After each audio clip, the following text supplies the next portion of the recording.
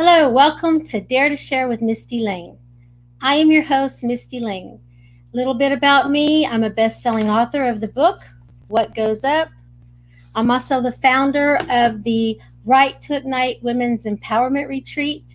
I also have a Facebook page called hashtag Be That One, which is a movement.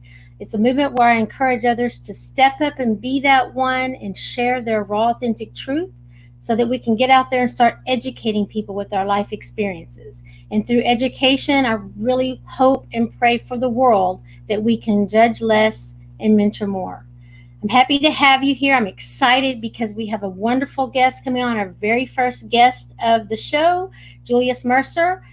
He is amazing. I know him personally. I met him last year in Chicago. So I'm excited for the value he's going to bring to you and the the education he's going to give you about the mental health stigmas and all the things that go along with depression and anxiety and just everything he's gone through in his life and how he's been able to turn it around. First, I would ask you to go ahead and hit that share button. Start sharing this out for me. You never know who's out there who might need to hear this message. So I encourage you to get out there and share this with other people and let them start watching this broadcast as well. I also want to ask you to go over and join the hashtag Be That One Facebook page so we can grow that community together as well and grow together with that. Looks like I'm having some trouble here getting Julius back on. He was just here. He's gone. So let me see if I can get him back again. I apologize for this. Well, meanwhile, you could be throwing some hearts up for me. Go ahead and start sharing this out. That would be awesome. I see Helene's here. Thank you, Helene. Thomas. Let's see, Wayne's here. Thank you all very much for being here. I ask that you go ahead and start sharing that out. Let me see if I can get this over to Julius right now and see what I need to do. Give me one moment. My apologies again. I know he was having a bit of an internet connection issue, but he was there and it was stable. So I'm not really sure what's happened. I really hope we can get him on because he's got an amazing story to share with you. Let's see. If not, we're just going to have to wing it. I mean, this is live. This is the way it goes. This is what happens. So I'm sure Mistie Layne is a talker. I'm sure I can find plenty of things for us to talk about. So I am not worried about that. But I am worried because I want you to hear his message. His message is amazing. So let's see what's going to happen here.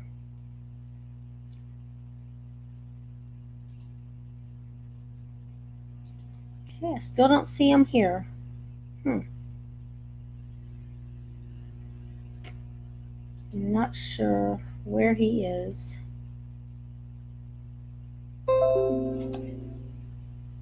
Hey, he's calling now. Let me find out what's going on, guys. Hold on one second. Julius, are you there? Yes?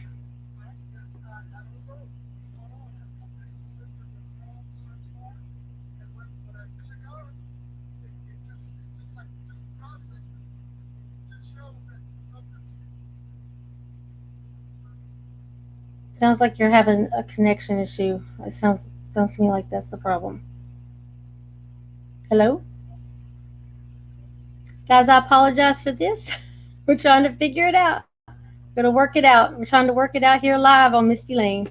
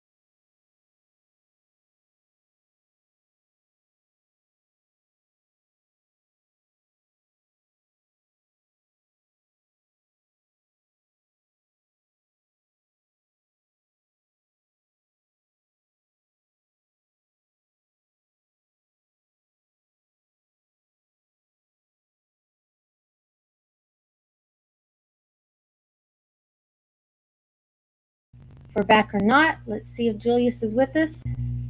Julius, are you there? Hello?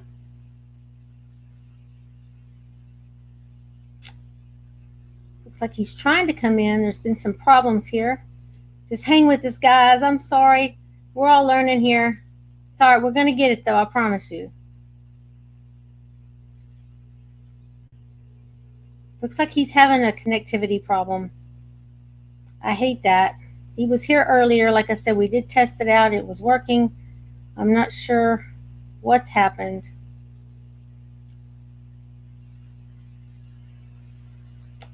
Let's see.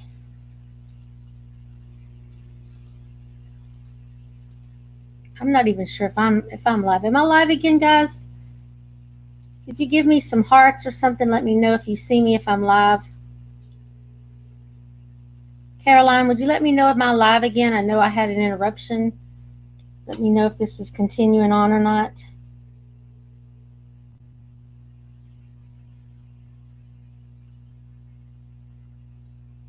Okay, apparently it is still live. Okay, I'm not sure where Julius is. We're going to see if he can pop in here. Hopefully he'll make it in. I'm going to go ahead and just introduce him as if he were going to come on, and maybe I'll just have to talk about him, which I won't do justice, but we'll just have to get him on another time. So a little bit about Julius is he was an athlete. He was a low hurdle runner, and he was on his way to the Olympics. He had been invited to try out for the U.S. Olympics. He did the Olympic trial run. I believe he was placed 5th. Let me see if I can pull that up. I believe he was placed 5th in the nation. Okay. Oh, you here? Julius, you're here. Hello? Yeah, I think it's this connection. I believe that's the problem here, unfortunately. Okay.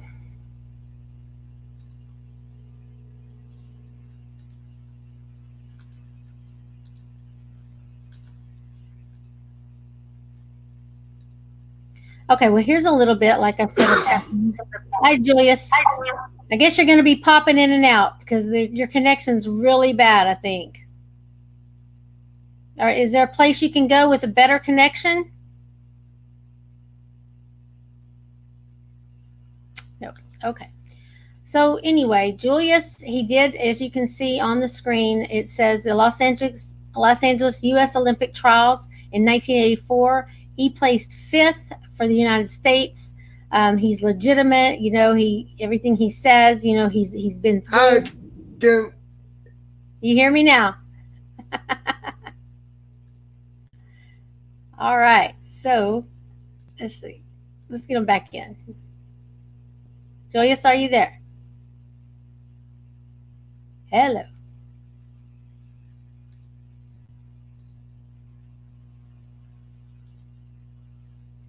Okay. So what happened with Julius was he blew out his knee and he was unable to go to the Olympics. Some things had happened. He ended up making a move to California. Some things there took place. He went through some PTSD issues. He went through anxiety, depression. He became suicidal. I believe later down the road. Hi, Julius. Are you here now? Wow, it just keeps going in and out, but let's. Yeah, it's not working. I hate this. I'm so sorry. Is there a place where you can go that is better, that has better Wi-Fi?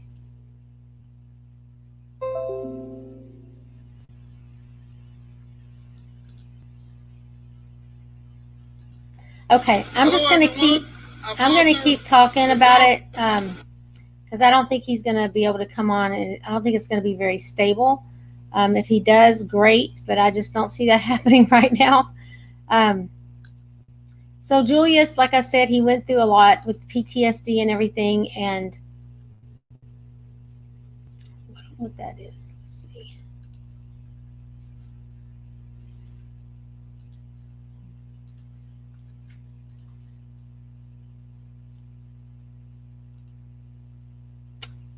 I don't know, guys. I hate that he's not here. I really hate it. Um, so Julius ended up turning. He went in and out of jail. Ended up in prison. Turned his life around. Actually, I think he became certified in the prison system to deal with addictions and mental health issues. And so he's turned his entire life around. He gives back to the community. He serves the youth. He has started a contagious visions anti-bullying program. He's aligned up with that stamp out stigma and speak up. He's aligned with that. He is, open, honest, and proud. He talks to youth all across the nation. He has just released his book called A New Fire, a memoir by Julius Mercer. It's right behind me over here. He sent that to me, generously sent that a signed copy to me a few weeks ago. And he's just got an amazing story. I hate that he's not able to come on because he's very inspirational. He will leave you very inspired and enlightened and educated about mental health, about anxiety, depression. He really encourages our youth to step up and not be scared to ask for the help they need. He continually talks to them about staying in school. He's just a great speaker, a great inspiration to a lot of people, especially the fact that he was headed to the Olympics. A lot of the youth look up to him. A lot of the youth really look up to the fact that he's able to be transparent and go ahead and talk about the things he's been through. And today's world needs transparency. I talk about that. I've talked about that many times on here, how important transparency is in the world and how transparency can not only help you release the things that you're holding inside of you, but it can help other people by educating them. It can help them understand your situation. If like someone like Julius, that he ended up homeless at one point. He ended up completely homeless, walking the streets homeless, addicted to crack cocaine. I'm going to tell a story because he's not able to be here, and I will have him back another time to get on, unless we are able to get him on here. But he, that in itself, just going through that life experience of being homeless, just going through that, of having to live that every day, he now has that priceless knowledge that he can go back and share with other people. And by sharing it, he can maybe give them a redirect in their life. It can maybe give them that wall to keep them from going down that same path he went down. So transparency is very important. I talk about transparency all the time. I believe it's necessary. I believe we're going to use it for educational purposes. Let's see. He popped back off, popped back on. I do have a short little clip I can share with you while we're waiting for him to come back in, if he does make it back in, that I prepared off of YouTube, just showing just showing a little bit about his personality, how he's just full of spirit and just full of positivity. So I'll play this for you real quick. Hopefully he'll be able to pop back in.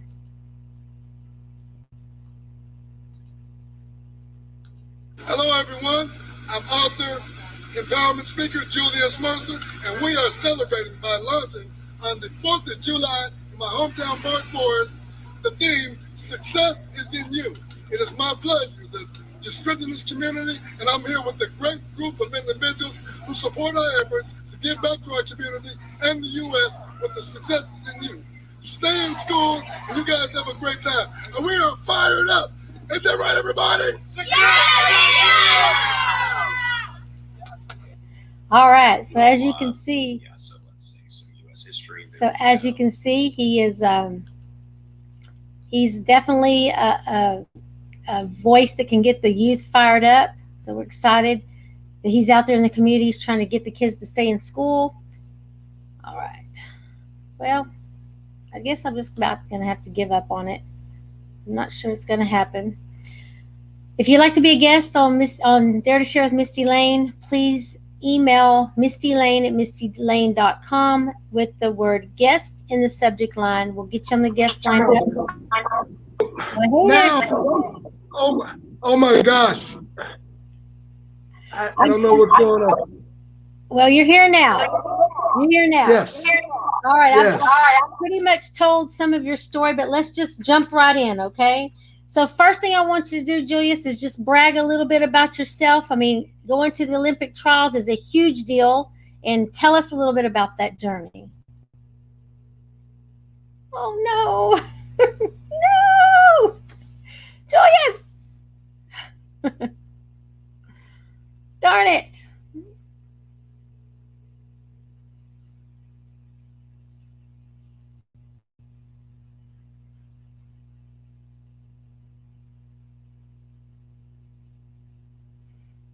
Okay, I tell you what, my daughter just messaged me with a great idea. I'm going to put them on speakerphone. She's brilliant. Thank you, Amber. You're awesome. Julius, I'm taking you out, and we are going to call you. That is brilliant. My daughter is amazing. We're doing that. Thank you, Amber. I don't know why I didn't think of that. We're going to do it like this.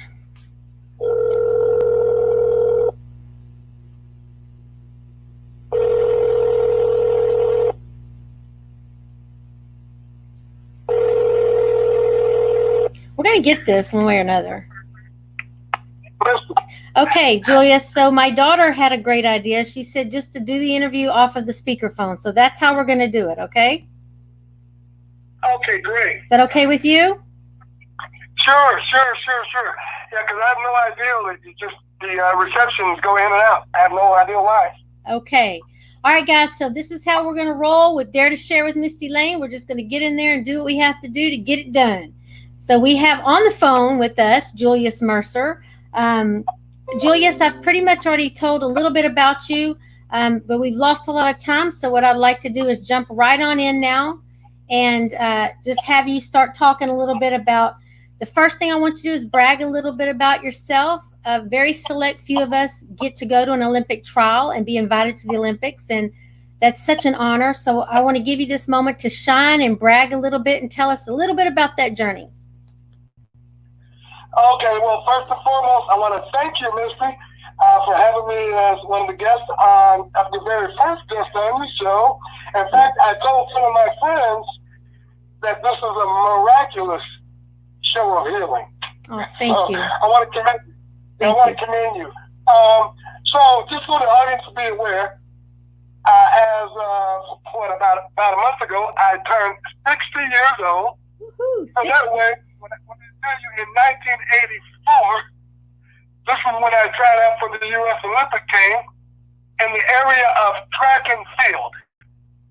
I ran the hurdle, and many of you probably know what the hurdles are. It's like an obstacle that you run and you jump over, and then it's like a continuation.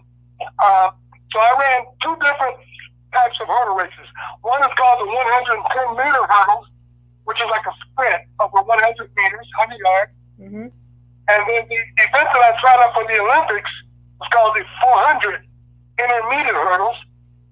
Just to give your listeners an idea, it's like being on a high school track, and you got to run one complete circle, except every 30 yards or so, you're going to jump over a hurdle.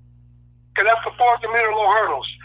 In that event, in 1984, well, I said 1984 already, but I had just graduated from Kansas State University in 1983, and my senior year, while running the hurdles, you know, I was in a conference called the Big Eight conference,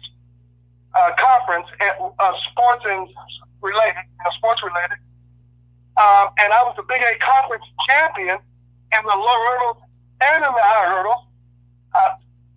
The second guy in the history of Kansas State to this day that was a double winner. And then also in the same year, I placed third in the nation in the finals in the NCAA Division I track and field championship finals. I qualified, got a qualifying time. And then I had to run twice. They had to eliminate people to get to the very best in the finals, like the top 9 in the finals. Right. So I made it to the top 9 in the finals. Yeah, and I was at the 6th fastest time, but I placed third. and I became a first-team All-American, and got a medal. And the time that I ran for that track championship also qualified me for the U.S. Olympic tryouts. That's amazing. Which were the following year, which is 1984 in Los Angeles. That is amazing. What an accomplishment, Julius. That is simply amazing, my friend. The journey. So what happened that kept you from making it into the Olympics? Tell us a little bit about your injury. Yeah, thank you. So 1983, I had graduated from Kansas State, and then they had hired me. The university had hired me to be what's called a graduate assistant track coach. Okay. So I was being mentored and coaching the team while training the same time for the Olympics, while training for other events at the same time.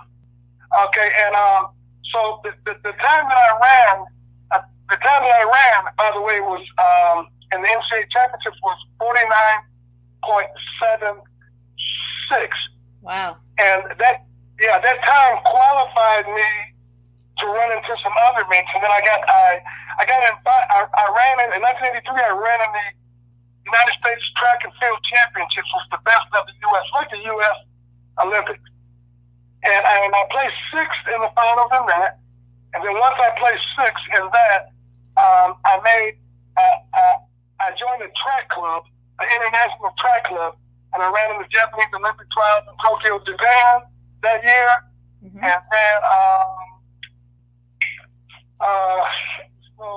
And then, I won't lose my train of thought. It's okay. And then after that, so the next year, was the Olympics, was 1984. So I was coaching and just training for the Olympics. And then I noticed my time for the Olympic trials, I was seated number 6 in my race. Right. I was picked as an outside shot to make the Olympic team. Only 4 make it, right? 3 in the alternate. Wow. And so so about 2 weeks before the tryouts, I was practicing.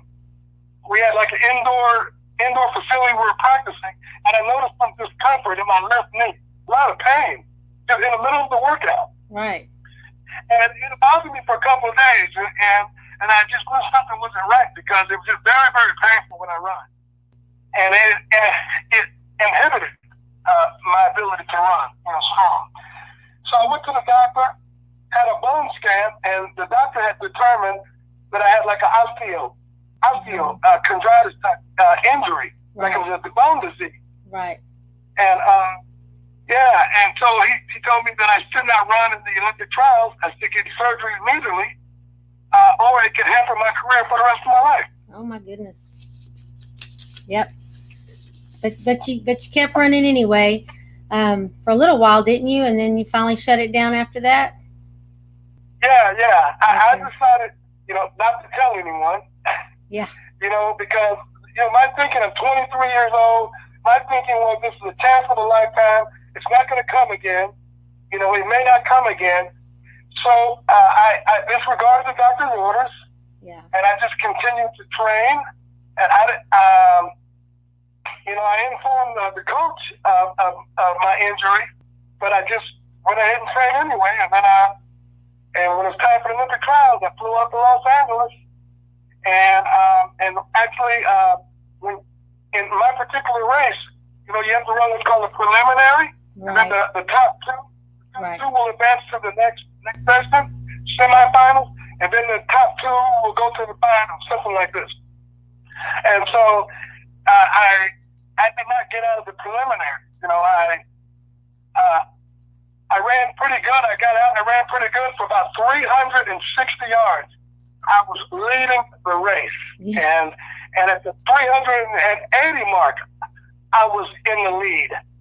And then I had one more hurdle, I had one hurdle to go. And with about 20 yards to go, I just couldn't get that strength out of that leg. That leg that was hurting was just so painful. I I didn't have no strength to go faster because normally I'm a very strong finisher in my races. But I didn't have that kick, we call it. And I did not make it. I did not make it on the semifinals. Wow. All right. Well, Julius, that's like every top elite athlete, you push to the end no matter what. You gave it everything you had. It's unfortunate. Yeah. I'm sorry that happened to you, but there's a bigger story here. I think that's really much bigger and deeper. That's going to connect with people emotionally, and that's what came after. Let's quickly move because we've lost a lot of time here at the beginning. But let's quickly move on into your move out to California and how that kind of started, the dark areas in your life, and just kind of quickly tell us about that move. Yeah. So after the Olympic trials, I went back to Kansas and I continued to coach at Kansas State as a graduate assistant. And then within a few months, I was offered to be an assistant coach, a little bit more money, at a community college, a junior college, also in the state of Kansas. It's called Butler Community College in El Dorado, Kansas. And I took that job, and I stayed there 1 year. And then in that process, I was dating this young lady, and then that ultimately led to a marriage. And just a few months, about 3 months later, we got married because I had an offer to move out to Los Angeles to run with a track club. It's called South State Track Club. And in addition to that, I was told I would get hooked up with a job. And, being 23 years old in LA, here I come. Yeah, everybody want to go to LA. Yeah. So, and my wife at that time, we're divorced now, but at that time, my wife says, I'm no fool, Julius. I asked if she wanted to go with me. She said, I'm no fool, Julius. I'm not going to go out there with you and not be married. So I was like, sounds like a great idea with me. So we got married. We drove out there. Yeah, we got married, drove out there. And I moved to, originally, I moved to an area called the Wilshire District, which is like not too far from Beverly Hills. Yeah, nice area. But I didn't know anything about that area, so I wanted us to live in a nice area. So we stayed there for a few months, and my job that was offered didn't come through, and my wife at the time was struggling to get a job at that time, and so I came up with this bright idea. I said, well, what we're going to do right now, we have to cut our overhead until we can get on our feet. Right. So let's move. We moved to an area called Inglewood, California, and I had no idea to what I was moving into at that time. That's a rough area. Not today, yeah. but at that time it was really rough. Yeah. Because it was an environment that I lived in that I never lived in my life before. It was constant gang violence and shootings, like on my street. Gang members would drive up and down the street shooting, on the weekend night, and then the police would be nowhere around, and even the police were like a lot of brutality, beating up people in the streets. I'm talking about white cops and black cops and Hispanic cops. It didn't matter the color, but it was like the gangs out there had declared a war, the gangs against the police, because they said to retaliate against brutality and corruption that was going on. So at that time, while I was there, I had also got a job in social services, right? Mm-hmm. Because I got into a field where I like helping people. I was always a person who liked to help people. So I became a social worker. I worked with abandoned, abused, homeless kids. I was a case manager, outreach worker, all of that stuff. Just giving back, trying to make a difference in another child's life. That's my passion. Right. But I was also battling the environment that was going on around me. It was just amazing, something I've never experienced before. And the violence you're talking about. Yeah. Okay.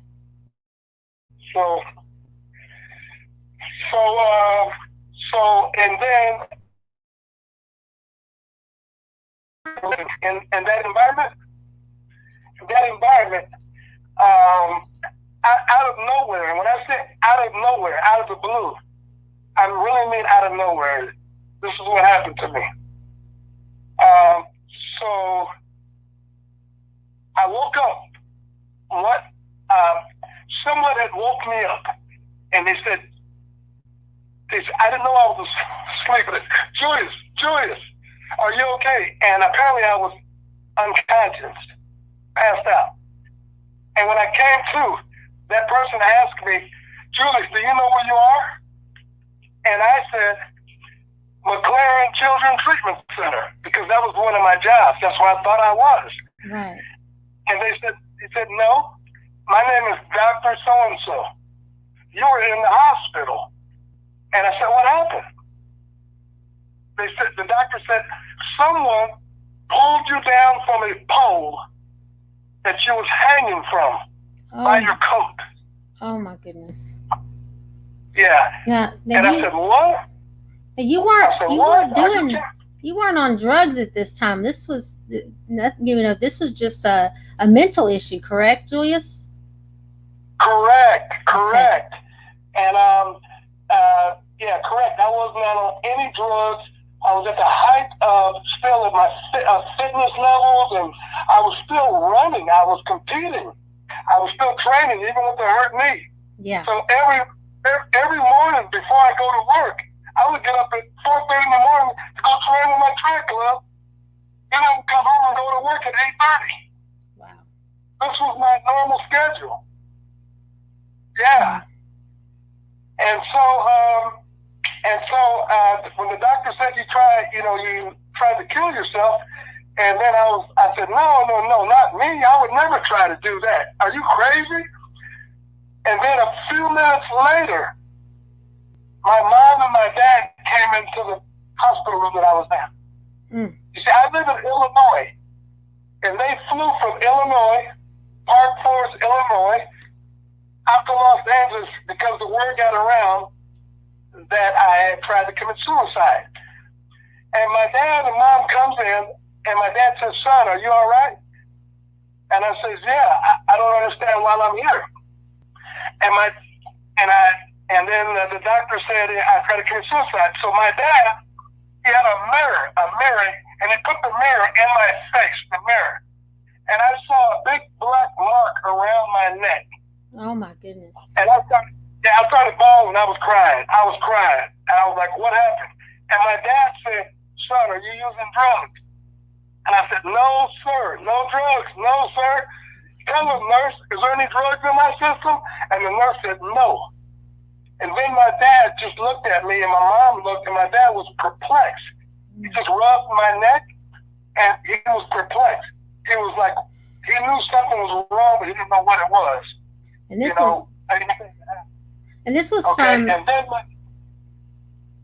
sorry? No, I was going to say, and this is from, I believe you've told me before, from PTSD, from your culture that you had moved into, the violence, correct? This is all a mental breakdown you were having from a reaction to that. Is that correct? Yeah, that's correct. It was a mental breakdown. It's called post-traumatic stress. Yes. Specifically, the doctor told me it was called a cultural shock. Going from one environment, Kansas, like rural, very educational. Yes. It's not a lot of violence, a lot of things going on, and then suddenly I made a quick shift, and the thing was, my mind was not able to adjust or process the adjustment too quickly. But I have to tell you, Mistie, I didn't know this was the diagnosis until about 23 or 4 years later. Right. Later. Okay, but during that time, when I was in the hospital, when my mom and dad, they had left like the next day, going back home, and then a doctor asked me would I like to speak to a psychiatrist, and I said no. And the reason why I said no, I was like, man, y'all ain't keeping me here. I'm not gonna get locked up in a mental hospital and stay here. Right. No. Right. So so they released me the next day. So whatever was going on with me was never dealt with. Yeah, so I got out the next day, and then I got it within 2 weeks. I got another job back in social services. So there I was working again with children that were in like an emancipated program, waiting to get on their own. Right. And they had no idea, and the job had no idea that I just had suffered a mental breakdown. Oh my goodness. They had no idea. Yeah, so I worked there for 2 months, saved up some money, and then we packed up and I moved back to Illinois. So okay, so now you're back in Illinois. So let's talk, because we need to move through the story here. I know that you ended up in prison at some point. Let's talk about how that came about, that part of your life. Yeah, well, okay, fast forward. 7 years later, after I left Los Angeles, the hospital. Okay. 7 years later, I'm at home in Illinois. I got a job back in social services. I was a case manager, working with kids and families, working at DCFS. It was going great, right? Yep. My passion was great, helping families, etc. So then about 7 years later, of course, my wife and we had our first child. Okay. Okay? And so around the 6th, 7th month of the pregnancy, we started having some issues, my wife and I. And it was nothing with no domestic violence, nothing like that. Right. But the truth is, I had trouble understanding what a woman goes through with the hormone changes during pregnancy. Right. And then she had trouble adjusting to what the men go through psychologically. Okay. And although I went to the Lamont class, I thought I was prepared, but it wasn't. And so we had a lot of differences.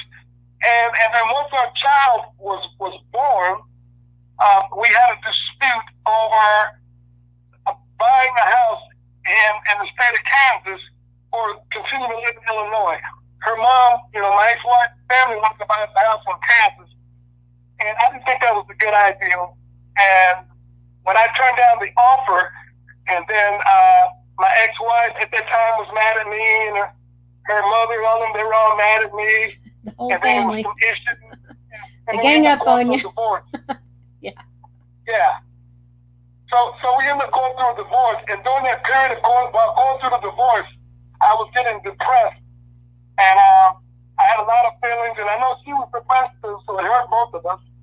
So I was getting depressed, but when I was getting depressed, I had some sleepless nights, some days I called off work, but I just didn't talk to nobody about it, Right. I was raised to my family on the male side to be strong and be, man up and handle things. Right. But the truth is, emotionally, I was falling apart. I was crying a lot when we separated and we split apart. My ex-wife took our baby, and went to Kansas while we were going through a divorce, and I was crying a lot, rolling on the floor. Every time I look at our family pictures, I was crying, and so it was an issue. And then my dad and my sister knew something was wrong with me. Something was going on different with me. So she notified my dad that I think like Julius is in trouble. Something was going on with him. And so my dad had called me and came over, and then we talked a lot. My dad was an experienced a veteran from Vietnam. So he did 3 tours of Vietnam. So he had a lot of experience as a master sergeant with helping people who had PTSD or some issues, etc. And then so he ended up talking to me, like boosting my confidence that things would be all right. Right. And so within a few weeks, I got back on my feet, and my dad had let down his, pride and ego. He started sharing with me stories about the troubles he had in his life that I never knew. Right. And at this time, I'm at the age of 32. And when my dad started sharing with me his real stories, then I noticed that any resentments that I had against him from when I felt like Dad, like some parents want you to do everything that they want you to do. Yeah. They want you to do everything they want, Yeah. And so when my dad told me the story about himself, then I opened up to him. I saw him as a human being. I saw the realness of him, and I started sharing him the real hurt that was going on inside me. And we cultivated from that point on the best relationship ever. And then about a month later, my dad suffered a massive heart attack and died in my arms, and I happened to be around him, and I tried to save him, and the paramedics tried to save him, but to no avail. And then when that happened, I totally regressed back to the depression, and whatever I didn't fix 7 years before with that suicide attempt I was telling you about. Right. Yeah, all of that opened back up. I just can't imagine. My brain. Yeah, and then I remember I screamed and explicit. I screamed like, F you God, F you Jesus, F everybody. Why is this happening to me? Yeah. Why is all this stuff happening to me? Yeah, and I didn't care no more. I just didn't care no more. And when my father passed, the ambulance and my sister and my mom, they all went to the hospital. Right. And I got into the car. I was supposed to follow all of them to the hospital. But I remember I was caught up in this thinking, why is this going on? Mm-hmm. Why did you take my dad? He's a great guy. Take me. And then instead of following them to the hospital, I went in the opposite direction, driving and crying, and just driving and crying. And then I went over to this girl's house that I knew, that I was periodically going over her house, to spend time with her. Right, and this is I got to interrupt you here because I got to make sure we have enough time, Julie. So this is, I believe, the part where you shared with me where you were introduced to crack cocaine for the first time, and then that's kind of what got you started in that world and going in and out of jail kind of thing, correct? And then you ended up in prison over that. Is that correct? Yes. Right when I was going through my divorce, I started going to see this girl on the weekends, and I actually I had dipped a little bit of powder cocaine, a little bit of that, smoking some weed and drinking, but not a lot of heavy drinking. But then I remember one of my sisters warned me that this girl that I was seeing this crack cocaine, and then I questioned her, and then she did the cocaine, and she says, "No, I haven't did it in 3 months." And so then the night that my dad passed, I go to her house, and at this time, like I said, I just didn't care anymore. And when I got to the house, the young lady and her friend, they were already doing the crack cocaine. Yeah. And this is I got to stop you because I know this story you're about to tell, and I don't want to run out of time because we got to get to the good stuff here. We got to get to the learning part. So I'm just going to fast forward you right there, if you don't mind, Julius. That relationship eventually turned into you trying the crack, and then you got addicted, in and out of jail. You ended up in prison. But what I want to ask you a specific question now is, why did you choose to turn it around? And were you in prison when you did choose to turn your life around? Yeah, because once I started the crack cocaine, it led to burglaries, right? It led to burglaries and theft. Okay. Right? And so I got locked up 16 times in the local jail. And it's for burglaries and auto theft, right? Right. I had never did none of this in my life. I had never went to jail in my life up until the age of 33 before the crack cocaine. That's what crack does to us. Okay. Yeah. And then I went to prison 4 times. Mm. Okay. Now the fourth and final time, I got sentenced years, I guess since 16 years at 50%. In the state of Illinois, if it's not a violent crime, you get sentenced to 50%. Right. So I had to do 8. Yeah, I got sentenced to 8 years at 50%. 8 years at 50%. I had to do 4 straight years. Oh my goodness. And then about a month before I had did a burglary to get that sentence.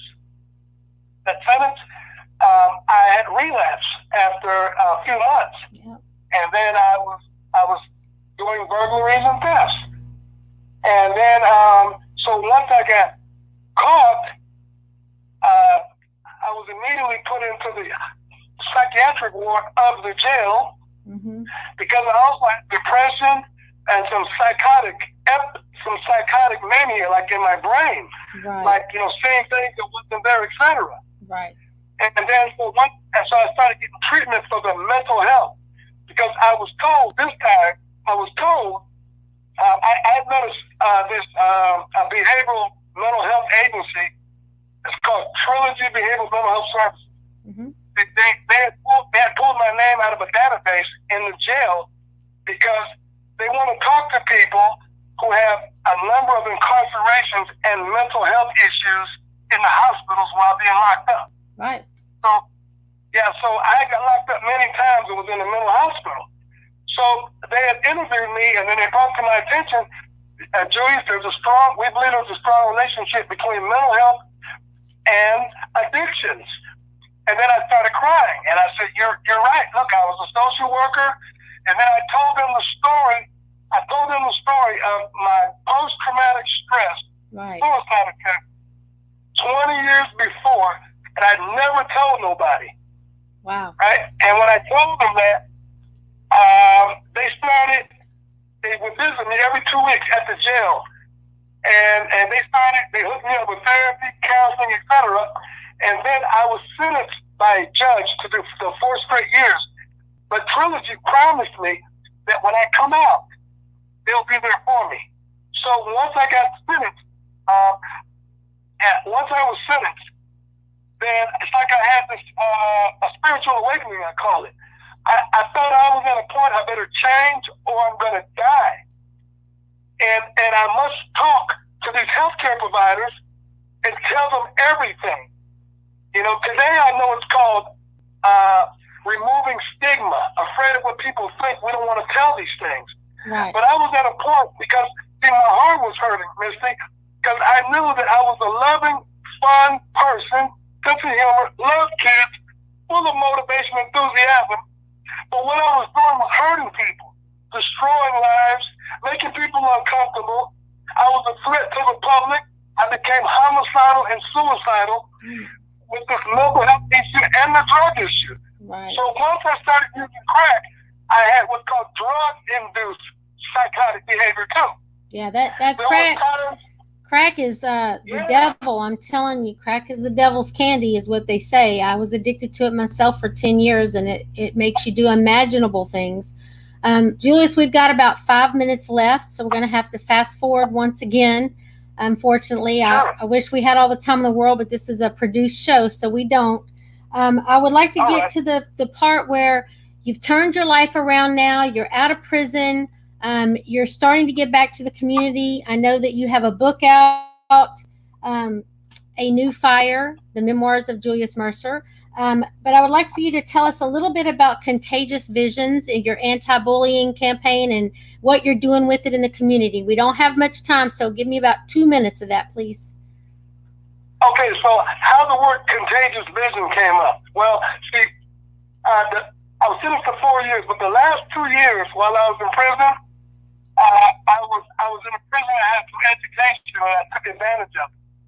There were substance abuse classes I took, got certified to teach me why I can't, what the drugs do to me, and also taught me a lot about neurotransmitter of the brain and the dopamine and all that. Right. And then I joined the lifestyle reentry program to help give me a total overhaul, behaviorally and mentally, of my whole life to get back to that joyous, productive citizen when I get out.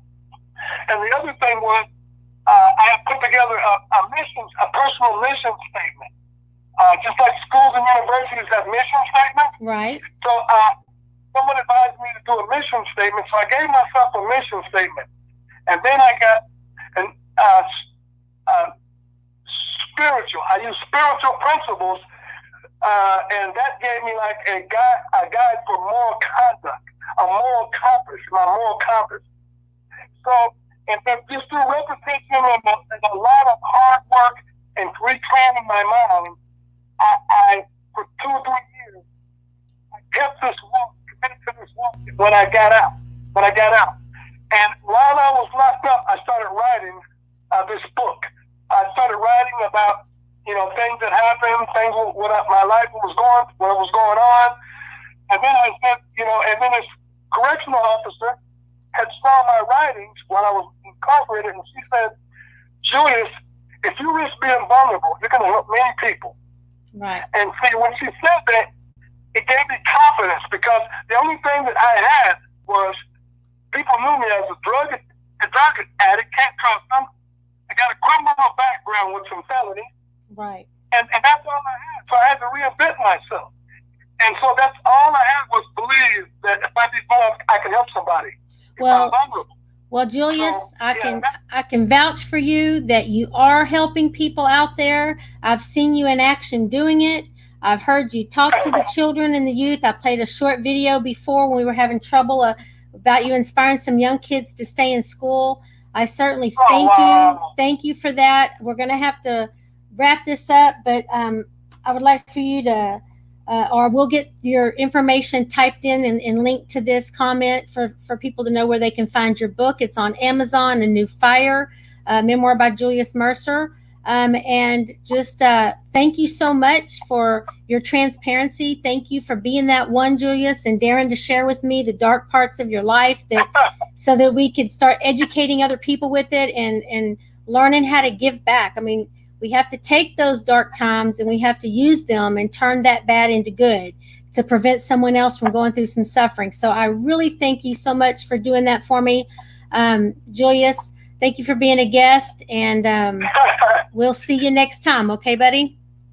Thank you. Hey, Mistie, I want to tell you that, it's funny how now the scariest moments can turn out to be the best moment. Absolutely. And so if you're struggling like I was and Mistie, don't be ashamed to remove the stigma and get the help that you need. Thank you. Thank you for that, Julius. Bye-bye. Thank you, Mistie. You're welcome. Thank you. Bye-bye. Bye-bye. All right, guys. So you heard it. That was from Julius Mercer, our guest today. Sorry about all the technical difficulties at the beginning. We got him on thanks to my daughter Amber for suggesting I call him on the phone. I hadn't thought of that. Sometimes we just don't think of those simple things. But I invite you back. I'm here every Thursday live at 6 p.m. Central Time. You can catch this on Roku, Apple TV, Amazon Fire TV, Facebook, YouTube channel, right here on e360tv.com. I thank you for joining. We're going to have an exciting guest on next week. I'll be getting that stuff out to you over the week. And I just encourage you to go over to Facebook and sign up and join the #BeThatOne page. Get in on the movement and see what you are willing to be daring to share. I know all of us have a story. They're all equally important. They're all equally valuable in providing education. So I really encourage you to step up and do that. Step up and share. Share today. I love you all. Thank you so much for being here. If you want to be a guest on the show, go on over to my email, MistieLayne@MistieLayne.com, and type guest in the subject line. So I think that's it. That's all the time I have for today. I really appreciate, again, like I said, you being here. And that's it. I'm out. Have a great day, guys.